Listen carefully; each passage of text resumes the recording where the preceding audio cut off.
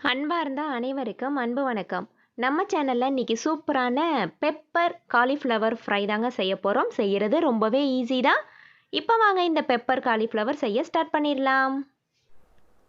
முதல்ல ஒரு கடாயில் நம்ம எடுத்து வச்சிருக்கக்கூடிய காலிஃப்ளவரை அவிச்சு எடுத்துக்கலாங்க. நான் இன்றைக்கி ஒரு பெரிய முழு காலிஃப்ளவர் எடுத்து சின்னதாக இந்த மாதிரி கட் பண்ணி அந்த பூச்சிகள் எல்லாமே நீக்கிட்டு நான் நல்லா சுத்தமாக கழுவிட்டு வச்சுருக்கேன். இதை ஒரு கடாயில் எல்லா காலிஃப்ளவரையும் இப்போ நம்ம சேர்த்துடலாம். சேர்த்துட்டு இந்த காலிஃப்ளவருக்கு மட்டும் தேவையான உப்பை கூடவே சேர்த்துருங்க. அடுத்து இந்த காய் மூழ்கிற அளவுக்கு நம்ம தண்ணீர் சேர்த்துக்கலாங்க. தண்ணீர் சேர்த்து விட்டுட்டு இதை ஒரு தடவை நல்லா கலந்து விட்டுருங்க. நல்லா சமப்படுத்தி விட்டுட்டு மூடி போட்டு இந்த காயை வேக வச்சு எடுத்துக்கலாங்க. ரொம்ப நேரம் டைம் எடுத்துக்காது. 10 நிமிஷத்துக்குள்ளே இது நமக்கு வெந்துடும். இப்போது ஓப்பன் பண்ணி பார்க்கலாம். 10 நிமிஷத்துக்குள்ளே இது வெந்துருங்க. அரை வேக்காடு தான் இருக்கணும். அதுக்கு மேலே நமக்கு வேகக்கூடாது. இது நம்ம எடுத்து பார்க்கும்போது அந்த தண்டில் கிள்ளி பார்த்தோன்னா நம்ம நெகம் இறங்கினாலே போதும். இதுதான் சரியான பக்குவம். இப்போது இந்த காலிஃப்ளவரை தண்ணி வடிச்சிட்டு தனியாக எடுத்து வச்சுருங்க.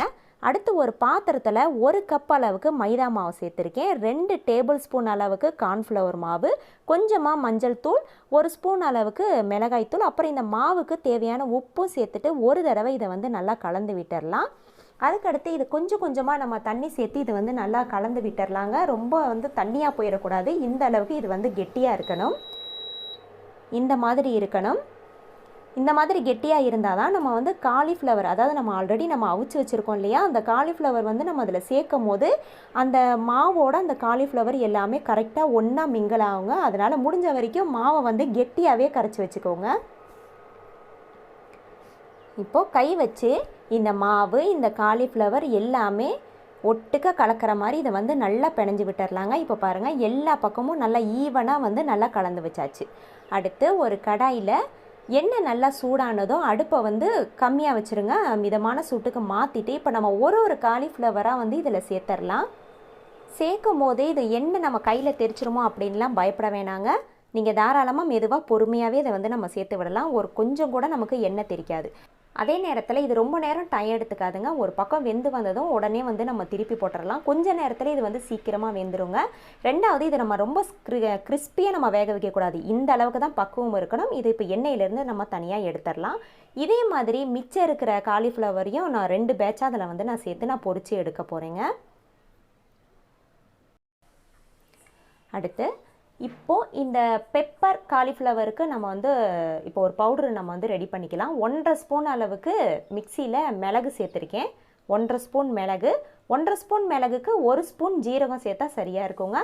இப்போ இதை நல்லா பவுடராக இது போல் நல்லா நுணுக்கி கொண்டு வந்துடணும். மிக்சி ஜார்லேயே சேர்த்து நுணுக்கினாலும் சரி, இல்லை இடிக்கல்ல சேர்த்து நுணுக்கினாலும் சரி. அடுத்து ஒரு கடாயில் அந்த காலிஃப்ளவர் பொரிச்ச எண்ணெயிலே ஒரு 2 டேபிள் ஸ்பூன் அளவுக்கு மட்டும் அந்த வெங்காயம் ஃப்ரை பண்ணுற அளவுக்கு மட்டும் எண்ணெய் சேர்த்துட்டு, எண்ணெய் நல்லா காஞ்சதும் தாளிக்கிறதுக்கு சோம்பு மட்டுமே போதுங்க, வேறு எதுவுமே சேர்க்க வேணாம். சோம்பு பொரிஞ்சு வந்ததும் ஒரு கைப்பிடி அளவு பெரிய வெங்காயம், ஒரு பெரிய வெங்காயம் தாங்க நான் எடுத்திருந்தேன். அதை பொடி பொடியாக அரிஞ்சிட்டு அதை நான் எண்ணெயில் நான் சேர்த்துருக்கேன். அது கூடவே கொஞ்சமாக கறிவேப்பிலை அதுவும் சேர்த்துட்டு, இந்த வெங்காயமும் நமக்கு ரொம்ப கிறிஸ்பியாக ஆகிடக்கூடாதுங்க. அது கண்ணாடி பதம் வந்தாலே போதும்.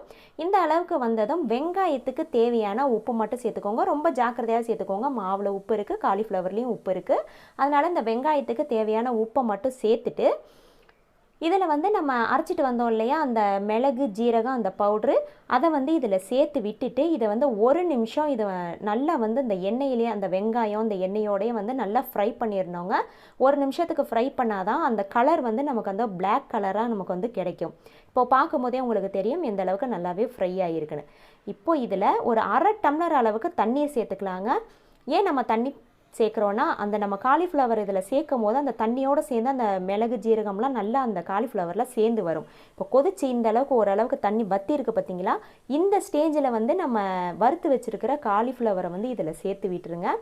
சேர்த்து விட்டுட்டு இதை பொறுமையாக நல்லா அடுப்பை மிதமான சூட்லேயே வச்சுட்டு இதை நல்லா கிளறி கொடுங்க. அந்த மிளகு ஜீரகம் வெங்காயம் எல்லாமே நல்லா மிக்ஸ் ஆகி வரணும் நம்ம காலிஃப்ளவரோட. குறைஞ்சது ஒரு 4லேருந்து ஒரு 5 நிமிஷம் இதை வந்து நல்லா ஃப்ரை பண்ணி விட்டாதாங்க அது நமக்கு முழுமையான பெப்பர் காலிஃப்ளவர் நமக்கு கிடைக்கும். இப்போ உங்களுக்கு பார்க்கும்போதே தெரியும் நிறமே எந்த அளவுக்கு மாறி இருக்குதுன்னு பாருங்கள்.